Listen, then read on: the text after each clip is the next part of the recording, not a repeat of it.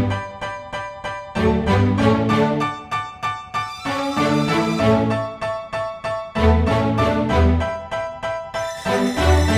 know I've been around and doing it, but now it's my time to shine and start proving it. I'm losing it, I'm moving it. The city is where I'm made, Bostonian flow, I kick it back there. Yeah, I got game, got in a fan way. We the city of the champs, every sport we play. Spit wetter than the harbor, yeah, I'm flowing like the Charles. I be speeding on this beat, call it Turnpike Miles. Yeah, it's Boo signing on. Welcome back, everyone, to another edition of Once a Week. I'm Billy Giannouloudis, and today's message is coming straight for you guys. I cannot wait to get it out there. If you haven't noticed, we've been having a lot more guests on the show, and if you haven't checked it out yet, Andrea Urciuoli is here, and she's had a number of messages with us, diving into mindfulness, diving into the mind in just such a way. And today, Andrea brings us a very powerful message on our callings, on our purposes that we have here. And I can't wait to get it to you guys, because every single one of us has a calling. Andrea, thank you for being on the show. Let's get to it. Thank you, Billy. Good morning. How do we dive into this? We're going to have to do this together. Exactly. This is a big one, and it sounds kind of like, ooh, out there, the calling.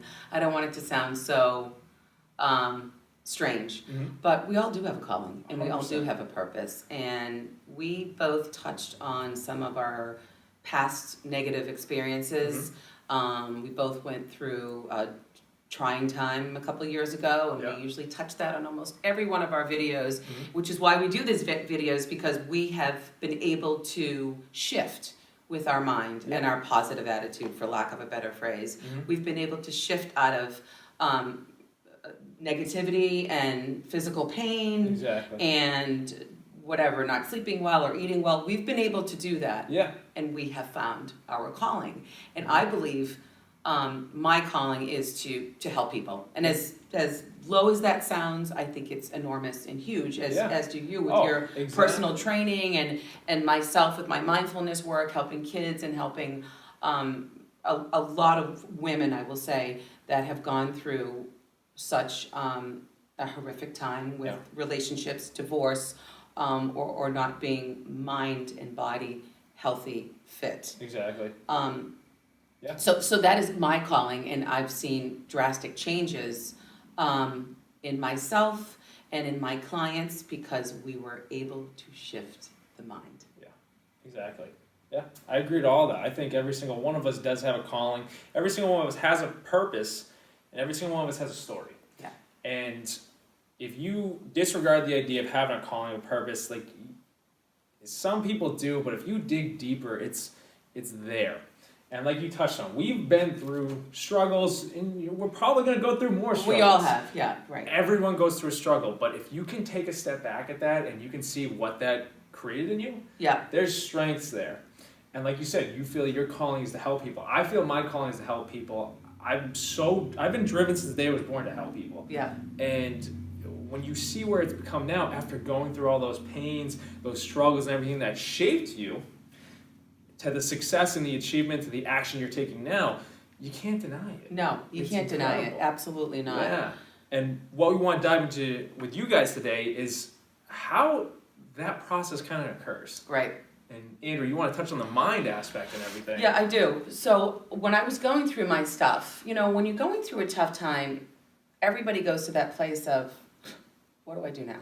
Where do I go? Yeah. Whether you talk to God or you're whatever, who you ever talk to, just sit on your bed and say, what is the next step? Yeah. My next step was studying mindfulness. So I took that course, and I went to the schools, and we talked about this in previous videos. And I was a little concerned because I remember my little son was like, this is weird. You're studying mindfulness. What are you going to make a speech to the classroom? And I was like, yes, I am. And what are you going to take it further? I'm like, yes, I am. And he's like, he thought it was weird, but then he started to like it. When I knew things were shifting was when one of my classrooms, I was teaching mindfulness to third graders. Okay.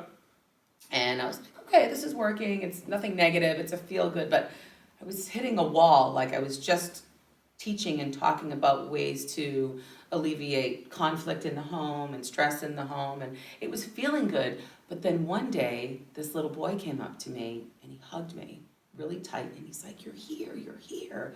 And I was like stunned that he wanted me to be there. Yeah. And because I only get 15 minutes to speak. Okay. And he had said, something really bad happened in my house last week, and I did the work. This kid is 7 years old. Wow. He's like, I did the work. And I said, well, tell me what work you did. He's Yeah. like, I went into another room. And the terminology just blew my mind. He said, I started to use my breath. I started to relax my shoulders. And I started to do my breath work. Then I went into meditation. And then I pet, because I talk about animals and nature and how we should calm down and go to that place when things are tough. He said, I started to pat my dog. Right there and then I'm like, oh my God, does this kid get it? Yeah. But then it morphed into, I had a conversation, and I love banter. Yeah. I don't want to just be the speaker. I wanted the kids to give me, whether it was working or not, give me some information Exactly. back. Yeah. My God, half the class was raising their hand. I do that too. I go for a walk. I go to a different room. I know how to speak to my brother and sister more calmly. I don't talk back to my parents anymore. I'm like, what is happening? Yeah. So then I got a letter from the teacher, and she had emailed it to me and the principal, and she's like, we have shifted. We're shifting. This is working in our classroom. Wow. So then I knew there was something larger Yeah. that that needed to be done, and I just didn't want to stop. Exactly. Because I saw things were shifting and happening. Exactly. Yeah. Yeah. A big factor I think with that too, when you dive deeper into that story, is like you help this kid out and he started doing the work as you started doing the work. And, a lot of us, we go through these struggles in life and then we're trying to figure out what to do, where do we go, but sometimes we don't go anywhere. We kind of stay right there and we kind of just sit there and we want this moment, whatever it is, to pass. And that you just touched on, when these struggles came, you started to take action out of it. Yeah. And as you started taking action, you started to learn. And as you started to learn, this kid started to learn. He started to take action. He saw a shift. He started everything. Yeah. So that's, I think, what I believe where the calling is found in the struggle. But if you can start to take that first step out of it, just as you did, Yes. you start to see the impact that you have on others, and that starts to reveal your calling and your purpose just a little bit more. Because you don't want to feel that way anymore. Exactly. You sit there and say, okay, my lower back hurts. In the metaphysical world, the lower back means your relationships aren't right in life. Upper back means you're not getting support from family. And I know it sounds out there, but there is actually a study on that. Uh-huh. And I've tested it, and I'm like, okay, yeah, this isn't working, and that's not working. What are you going to do about it? Yeah. So when I started to shift my mind, and I would do these classes with these kids, all of a sudden, the lower back pain went away, upper back pain went away. My classes got greater. Everything started to shift because I told myself, and also the elevated emotions that we spoke about in our favorite book from Dr. Joe Dispenza. When you're putting something out there to the universe, like that message to those kids were good and positive. I'm not telling somebody to do drugs or do anything bad that's going to cause you to be sick. Exactly. It's things to make us feel better. So every time I did it, it was like another layer on a cake. Yeah. It got sweeter and sweeter and sweeter, and I would go home and I'm like, I feel great. Yeah. I'm ready for tomorrow. I'm ready to do this challenge, or I'm ready for something bigger. Yeah. And then we bought a more difficult book to read, and then the classes got better. And then I ended up getting a job that I really wanted, and like the lower emotions that don't serve us started to dissipate, Exactly. and you're able to handle Yeah. tough stuff in life better. Yeah. You're operating out of an elevated emotion, which is what we touched on, but you're operating out of the joy aspect. You're operating out of a confident aspect. You're operating out of just a drive, love, whatever it is at your core, which is helping you through this moment. When you operate out of that, you start to just disregard the negativity that was trying, the lower negative emotions that were trying to drag you down. You break the chains and you're just kind of off. Yes. You're just like, let's go. Yeah, Exactly. and another example too, and you and I spoke about this before you put the camera on. So when I was going through that tough time and I was feeling some pain in my lower back and my chest, I teach a Pilates class, and I walked into a class one day and I hadn't eaten in a couple of days. And I said, oh my God, how am I going to do this?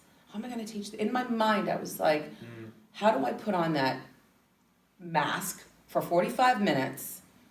I don't want them to know that I'm feeling this pain because I love to teach. I love my students. I adore them. They're so dedicated. but I was feeling that pain. Yeah. So I remember I said to myself, I'm not going to tell them I'm in this pain. I don't want them to miss this class, and I want to take this class. Yeah. So I went into that state, and I remember I was in a position, it's called a bird dog, it's like a balancing act. Okay. And we're on a board, and I'm like, God, please don't let me fall over, because I hadn't hydrated myself, all the stuff that I tell people to do. I didn't do it to myself that morning. I wasn't properly hydrated, I didn't eat anything, I didn't meditate. I sat there and I said, you got this. You can teach this class, and you can teach it well, and you're going to do this, and you're going to finish it, and they're going to love it. Yeah. I had those bullet points in my head while I was in that pose. It was one of the best classes I ever taught. That's awesome. And that day, the pain started to dissipate because Yeah. I said, I'm not going to do this anymore. Yeah. So Yeah. No, I love that. And what that opens the door for me to ask is, because when you're in the gym, and you know, I have the fitness background, I try and help people in the gym, I love to be in the gym. Yeah. When we all grow up in sports or whatever it is, everyone always tells you that it's a mind game. Yeah. It's a mind game, mind over matter, whatever they say. It's Mind like over matter. If you can win it here, you can win it out there. Yeah.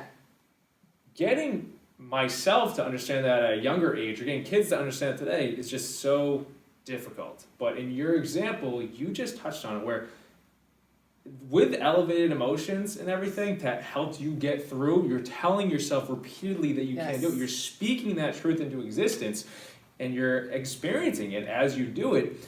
That's the mind game. It's no longer a physical game in that moment, because the mind controls the body doesn't control the mind. So in that moment, if every kid can understand this, they're going to be a whole lot more successful in sport or anything. Because when you can actually do the elevated emotion aspect During the workout, exactly. Operate in that throughout the workout, you find just incredible strength to help you get through it. Yeah.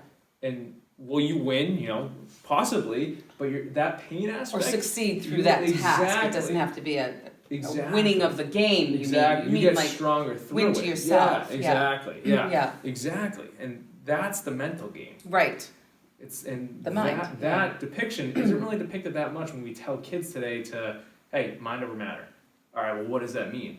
You just described it to us. Yeah. Exactly. So I actually say that in one of my, the class I teach on Mondays is lighter and it's smaller, and the class I teach on Wednesdays is a little bit more advanced. Okay. And sometimes they're not in the mood. They're like, oh, what's she going to do to us today? And I make a joke. I'm like, you know what I ate last night? You guys are going to pay for it today, because I know I want to get rid of it. I sit there and I hear them grunting, and they're like, oh, but they always come back. They all come back for more, because the stuff works, the class works. And I always say to myself, sometimes I'll actually say it out loud, I'm like, guys, mind over matter, you got this, you got this, you got this. And I've seen changes in every single one of those students, in their attitude, in their bodies. That's awesome. And they've all transformed, every one of them. And there's even a girl that comes and goes, and she's struggling with life, and she's got a lot going on. She comes and goes, but she always says, when I leave this class, Andrea, I feel that much better. And that makes me feel, wow, that's awesome. Because remember we were talking about that show, that Ninja Warrior show? Yes, exactly. You and I had briefed on that, how my son and I watched that show, how most of those people, I think almost all those people, to get on that show, I think you have to have gone through a story, a life-changing, whether it was a death in the family. I know there's this one girl that went through a terrible divorce, and her husband left her and her kids, and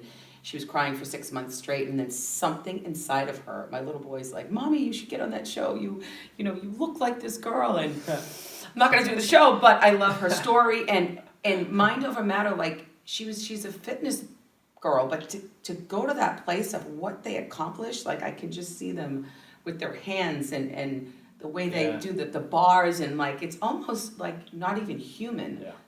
This task, this what do you call it? This obstacle course. To me, it's superhuman, which is why I'm blown away. But something inside of them says, I'm going to do this. And this is larger than life. I'm going to do it for my kids, myself, my family. Some of these kids, these people put their kids through college or whatever, and it's mind blowing. So they've used their mind to shift out of that. Exactly.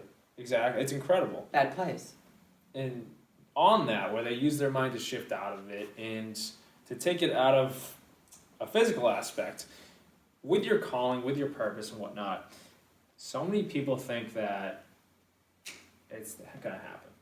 time frame aspect of this is just like, all right, if I listen to what Billy and Andrea are saying and I just practice this stuff and whatnot, or I try to take action here, it's just done. No. That's such a factor. There actually is no time frame in the metaphysical world, and Okay. that is a fact that Dr. Joe Dispenza and anybody else that studies something larger than life, there is no time frame. For you, it could happen in 2 weeks, and for me, it could be 8 months. Yeah. There is absolutely no time frame. Exactly. But as soon as you put it out there Yep. to the universe of Yeah. what you want, Yeah. Exactly. just wait and see what happens. Exactly. And that's something that I think every single one of us has to understand, because we live in a world where we want instant gratification. We have Instagram. We have all these social medias Insta. where you post it, it's Yeah. there. Yeah. And everyone wants it to happen now. But the actual events that occur in your life, they don't happen just now. It took me 26 years to get to 26 years old. Yes, You know? exactly. It takes a time frame. It takes 9 months to have a baby. It Yeah. takes whatever, and Something yes. needs to grow. Right, yes. And on the topic of your calling and your purpose, if you guys look at my logo, it's a diamond. And why it's a diamond is because I truly believe that through what we go through in life to figure out our calling, to figure out what we're actually supposed to do to show us our story, you gotta get cut like a diamond. And Yes. a diamond takes time to get like that. So Yeah. when you are going through these struggles, don't worry. It's just shaving it off. It's shining the diamond so you can shine bright. Yeah. But in these struggles, that takes time. Yeah. So it's, if you try this stuff, believe that it's going to happen, but believe in a patient aspect where this might not happen. It's just That fast, you mean. Exactly. And most people that do uncommon people, what am I trying to say? Hold on. Mhm. Common people Yeah.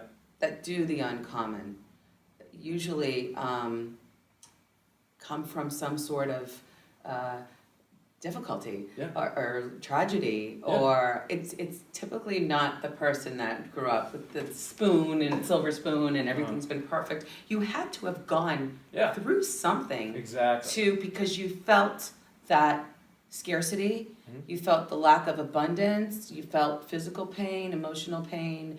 When you go to that place, what is that? It's all ugly and it's uncomfortable, Yeah. and you have to get out of that place. Yeah. And when you make your mind up Yeah. of you're not going to settle Exactly. for that in life, that's when you've put it out there and you're asking for help. Yeah. I want to shift out of this. Yeah. And you know you can do it. I mean, it's just figuring out your path and your journey, however you're going to do it. But these things have worked for you and I and our clients, because we talk about whatever you put out there, you're going to get back. So if you're putting out the good stuff, it is going to come back. Yeah. And if you're putting out the negative, Yeah. self-sabotage and victimization, that's probably what you're going to get back. Yeah, exactly. And I think that's an incredible point you made. Common people who do the uncommon, every single person more than likely looks up to someone who achieved something in their life, who they look up as special. Yeah. That was just probably a regular person growing up who went through a struggle and said, I'm not going to let this hold, I'm going to do it. Taking action, being there and moving forward out of where they've been, elevated themselves to a whole different level to achieve where they're at. And now we look up to them. How did they do it? Well, they left a roadmap behind for us to figure out how to get there. Yeah. So that we look up to these common people who did the uncommon.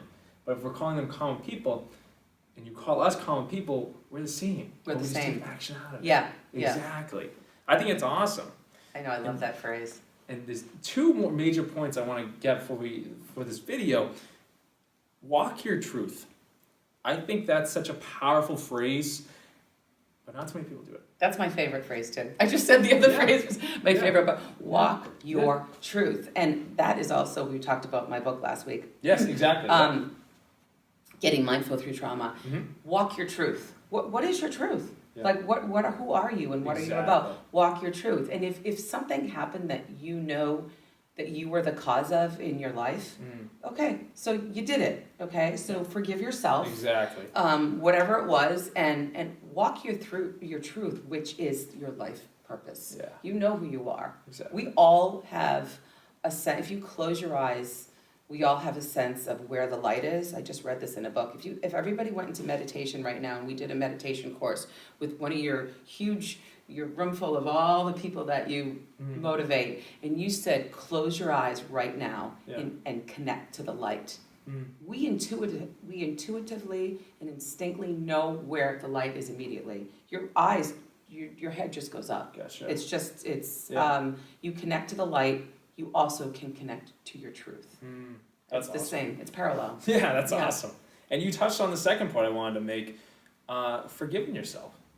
Yeah. That's such a factor. When we try to move forward on our purpose or our calling or try to write the next page in our story, you can't really pick the pen up if you're so caught on what happened or caught on how you felt in that painful struggle, that moment. If you still believe that you're that person who's still on the ground hurting, you gotta forgive yourself so you can strengthen that self.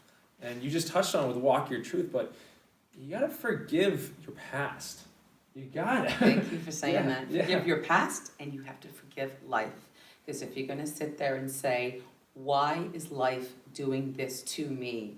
It's not gonna work. That is victimization right there. That is lower level energies. Yeah. It is, life isn't doing it to you, it's doing it for you. And I know I've talked about that. That's one of our repeats from one of our last videos. But life is doing it for you, so you go to the next level. It is actually a gift. Yeah. All of the stuff that happens to you is a gift, so you can go to that next level and help people. Yeah, I love to tell people life doesn't happen to you, life happens for you. Exactly. Yes. Yeah, and this message, like, Andrea, you probably come across this with your clients as well.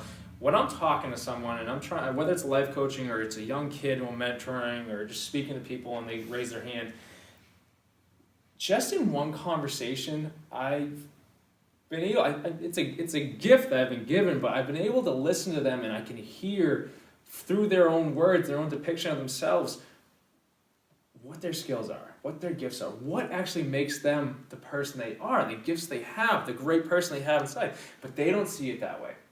And with our clients, with my clients, I try to shift their perspective to, because when you add your perspective to, like, hey, this is the person I see someone incredible. I see that if you have a passion for this, like, why not go for it? Yeah.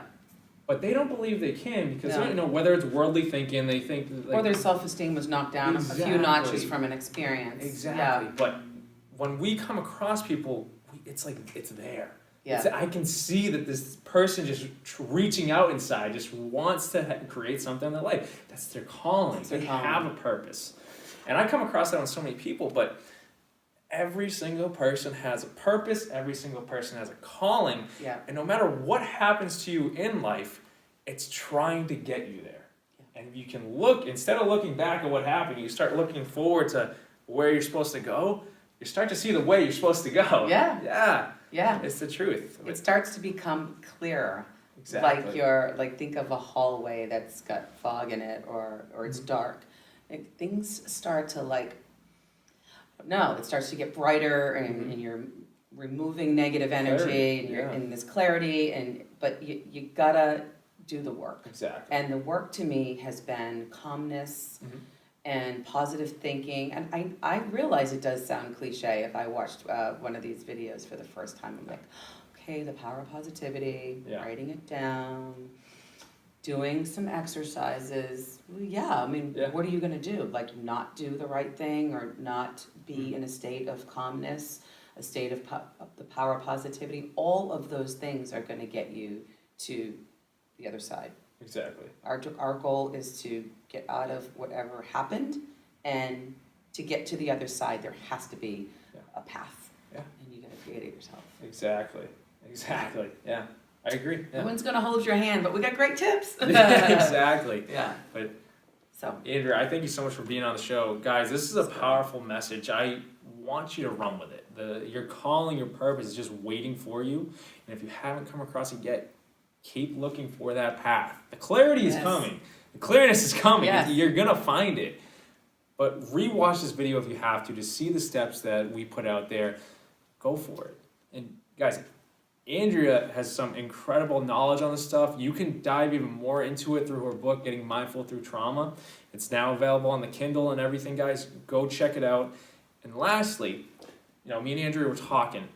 If there's anything in this video that sticks out to you, something you have a question for, you have a comment on, don't be afraid to comment it. We want to hear from you guys. We want to hear what you're thinking, or if there's something you want more clarity on from something we said, throw it, shoot your shot, throw it out there, and we're going to respond to it. We want to hear from you guys. We want to hear that it's helping you. And if there's something that isn't clear and you need more help in that, ask. We're right there. Yeah. But Andrea, thank you so much for being on the show. Thanks, Billy. Awesome. Yeah. Have a good one, guys. Have a great day.